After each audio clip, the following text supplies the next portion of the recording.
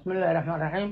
الحمد لله رب العالمين، وبه نستعين على أمور الدنيا والدين، وصلى اللهم على سيدنا محمد وعلى آله وصحبه وسلم أجمعين.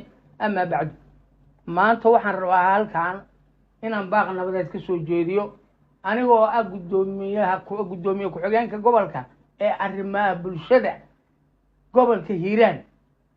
baaqaasoo dhammaan reer Hiiraan maamulkooda heer gobol iyo heer degmaba ay ka tashadeen loo dhan yahay.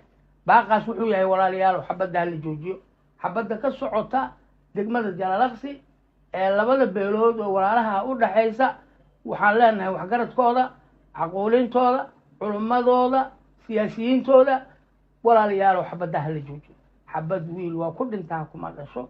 horaa loo sheegay in haddana uu dib u sii qarxo aadan uga xunahay, raallina kama nihin.